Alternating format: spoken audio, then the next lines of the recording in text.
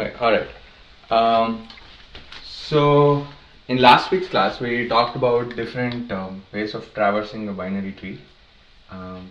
We had few problems which we kind of said that we'll come back to it in today's class because we were running out of time. Few things we did where we skipped the basic cliched in order, pre-order, post-order, but then we focused on level order traversal. Then we also did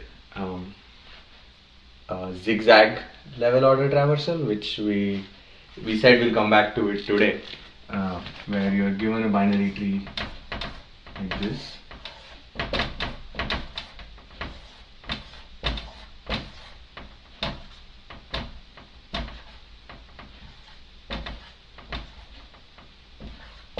And the goal was to basically traverse this like this.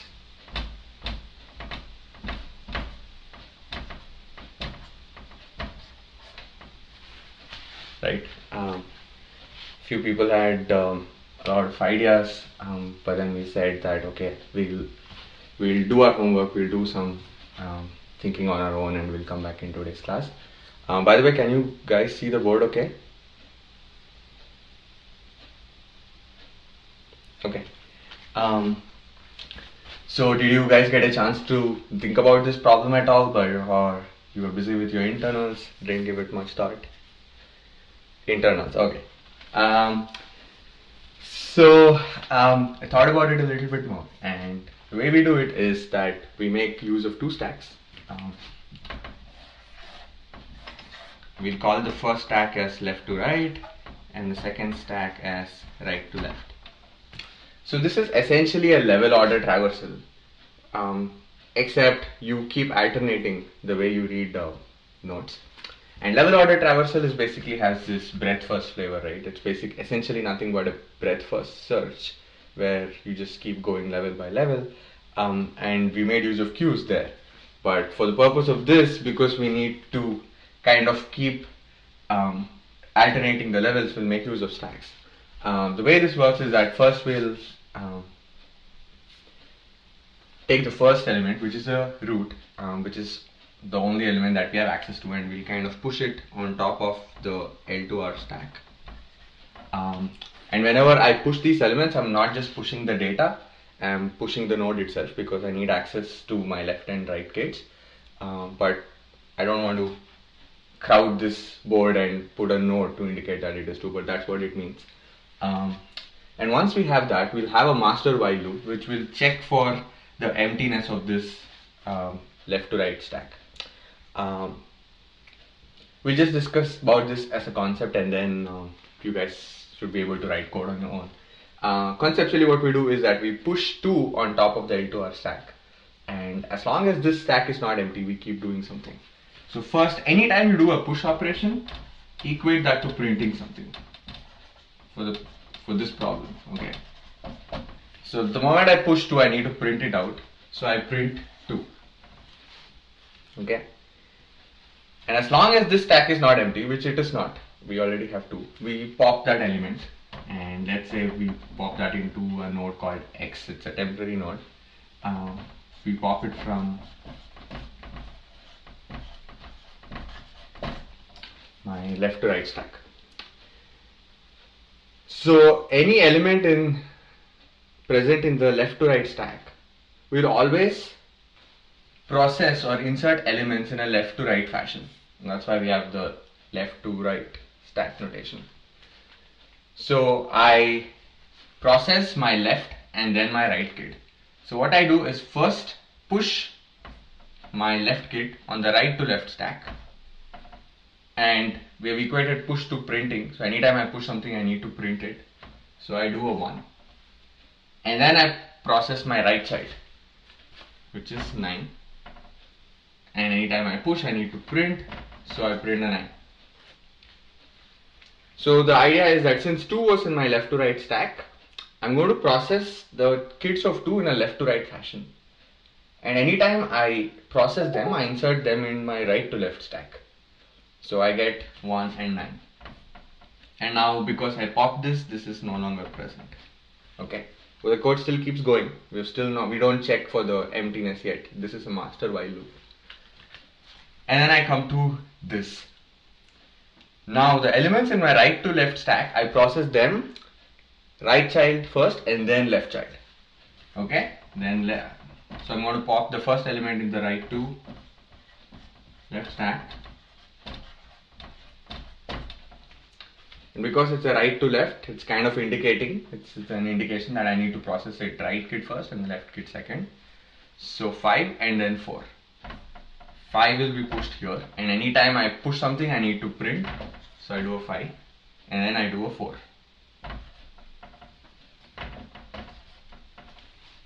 Okay, and this is gone. And this dude is still not empty, so you need to process this as well. And I pop 1 out of right to left. Because it's a right to left stack, I need to process this 8 and 6, 8 and 6, and because I'm pushing, I do 8 and 6, and this process will go on if I add more nodes. So this is how we would get a zigzag level order traversal. Now there are multiple ways you can do this. We focused on few things, that anytime you process a certain level, you have a global bit which basically indicates if you have to read the nodes left to right or right to left. Reading nodes left to right is good, right to left meaning you switch the data structure to a stack. You have queues on one level and then stacks on another level, and that would work out too. I think Vipin talked about the solution and that would work out great too. But this is one such solution. Do you guys have any questions on this?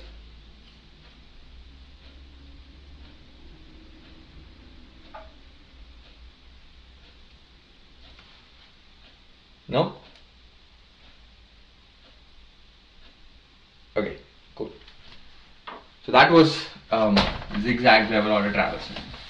Then we also talked about reverse level order traversal, where you spit out the elements of a binary tree, last level, then the last but one, going bottom up rather than top down.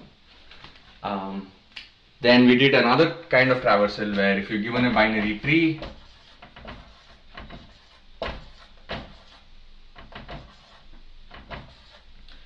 you do a boundary level traversal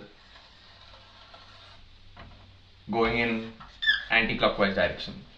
And what we said about that was that we'll print the left boundary first, then take care of all leaves, and then print the right boundary. The only thing to keep in mind is that when you print the left boundary and the right boundary, the leftmost node as a part of left boundary is also a leaf, and you have to be careful so that you don't print it twice, once as a part of this and once as a part of that. The check was pretty simple. Whenever you're printing your left boundary, just see if the node is a leaf. If a node is a leaf, then don't do anything, because you'll have another helper which will print all leaves from left to right, which will take care of it. The next tricky part was that printing right boundary was basically a bottom-up approach. This was a top-down, because this goes this way and this goes this way. Tweaking that is essentially very simple. If you have a function which says print left boundary, print right boundary basically swaps the recursive and the printing calls. In this case, you print first and then you recurse, meaning you call the same print left boundary function again. If you were to print it the other way around for the right side boundary, what you do is you recurse first and then print at the end. So essentially you would swap these two. So you would recurse, print this, and then go up and then go up and then go up. So you just had to swap these two calls, and then that would have been pretty simple. Do you guys have any questions on the boundary traversal?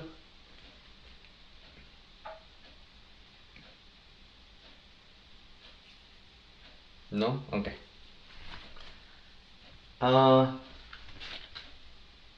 Then we ended last week's class with a very interesting question. We talked about doing in-order traversals on binary trees, without using recursions and without using an auxiliary stack, which was kind of tricky, yeah. Like Rakesh said, modest traversal. Navneet shared the wiki link as well for modest traversal. I don't know if you guys had time to look at it, but it's a very interesting solution on how you traverse a tree in an order fashion. You don't use recursion, you don't use stacks. And the way we do that conceptually was, let's say this is my binary tree, and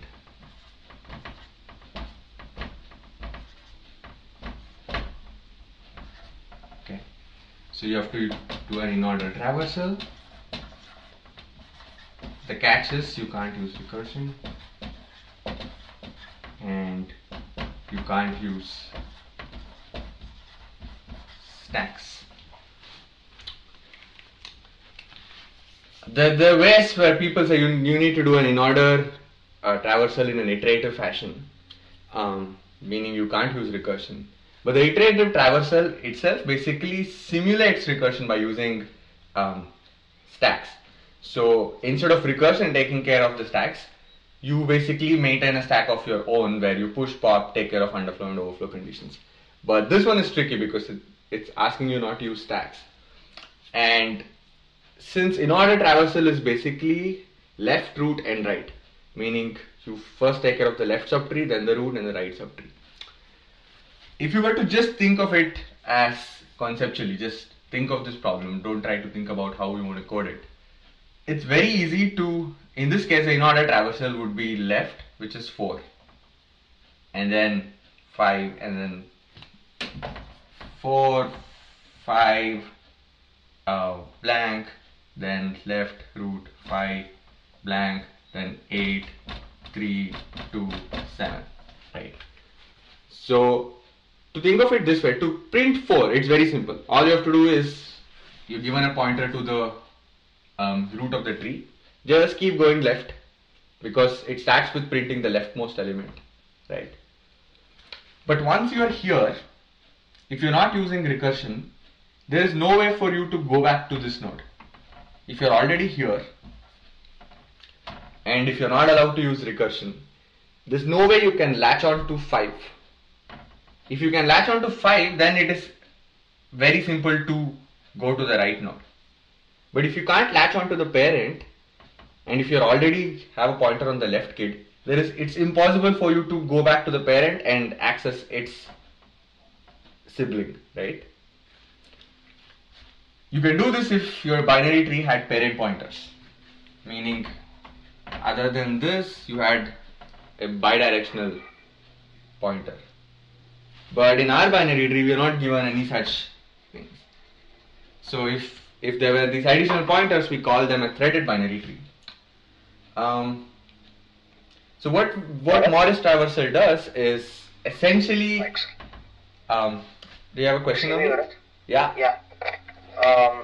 Why can't you keep a track on the number of iterations it takes to reach 4, okay, and then to reach 5 to decrease? You just decrease the number of iterations. So essentially what you're trying to do is that once you reach this, you keep an iteration count. Then I have to start all over again and come back to this. Start all over again and come to 5, yes. And then come all over again and come back to this. Come all over again, come back to this. You know what I'm saying? You know how complicated it gets to. Because every time I have pointer to this. And essentially what you said is find out the level or depth of each node. And anytime you want to access a node, start a loop right from the beginning to go to that level and then access a node. And that becomes extremely inefficient, especially if you have a very large binary tree where you keep going through nodes again and again and again. So that's not going to work out for us. So we need to think of a better way to achieve this. But that's good thinking. That is one way you could do it, but then it becomes inefficient for us. So what we do is that we have access to the leftmost element, and because we can't go back to the parent, we'll at any point we go down, we latch onto our current node and see what's going on below. let's pretend you are able to add links to this binary tree. Okay, let's pretend that you can modify this binary tree, but at the end of this problem you should reverse things back, magically go back in time and give me back the original tree structure, because there's a rule which says that you cannot end up with giving me a mutated version of a binary tree. You can't do different things and make the tree messy. So what we can do is that, okay, as long as you have a hold on the parent, it's easier to go to the right kid. But if you leave this hold, then it becomes difficult. So what we do is say, okay, latch onto the parent, but do your thing on the left subtree. And just before I reach 2, my 2 is here in in-order traversal, see what the previous value is 3. And this 3 turns out to be the in-order predecessor of 2, right? And in-order predecessor is basically the element that comes before a particular node in an in-order traversal. It's just a fancy term, in-order predecessor. So the element that comes before my current node or the root happens to be the rightmost node of the left subtree, right? This is my left subtree, and the rightmost node of my left subtree is 3, and this is also the in-order predecessor, right?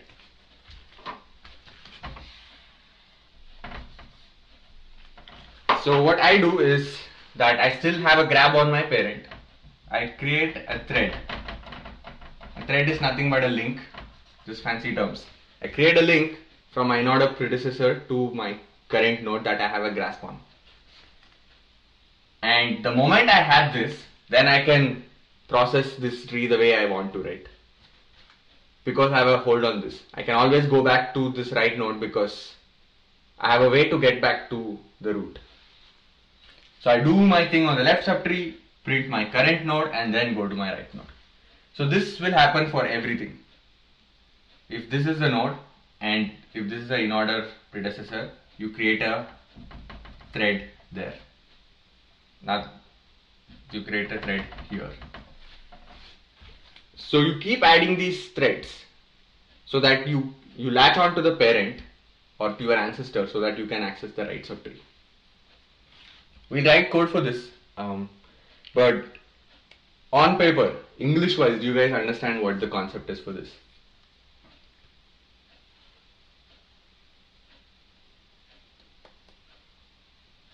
Yes. Okay. But how are you going to find out this thing, the predecessor, the in-order predecessor? So we'll see that in code. The way we do is that for the moment we reach, we keep going traversing to the right kid. Essentially what you need to do is find out the rightmost element of your left subtree. So once you have this, you go to this left subtree, which is this, and find out the rightmost element of that. And that has to be a predecessor to your current node, right? Okay. So the in-order predecessor is essentially the rightmost node of your left subtree. So that shouldn't be mighty complicated for us to get an answer to. But we'll see how these things fall into pieces in our code.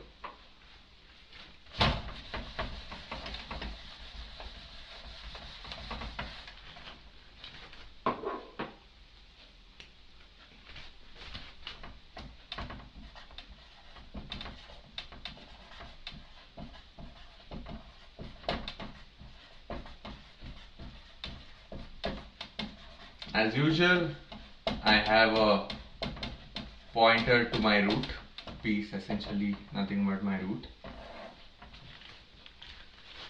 What do we do? How do we begin?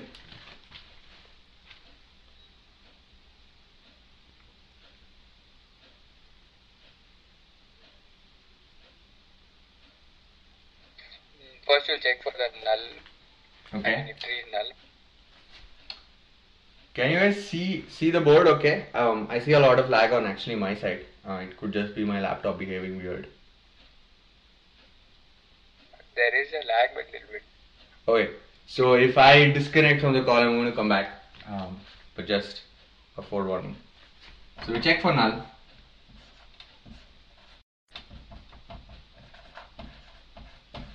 If this tree is an empty tree, we do nothing.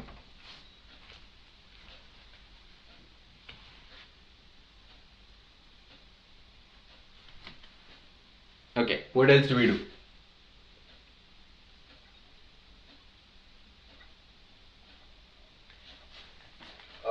Search for the rightmost child of the left subtree. Okay, so before we go there, what did we say that we can't just jump into finding the rightmost? If we do that, we'll have a pointer to the rightmost node of the left subtree, and then there is no way for us to go back. I think you're supposed to do that before you call the function. Before we call the function. P's value. Before we call the function, before we call the function, you're supposed to find the rightmost child of the left subtree.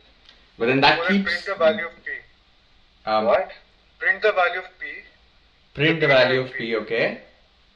And then search the rightmost node. So if I have a pointer, initially I start off with a pointer to the root. If I print the value of the root first, then I violated my terms of in-order traversal, because in-order traversal says left subtree first, then root, and then right subtree.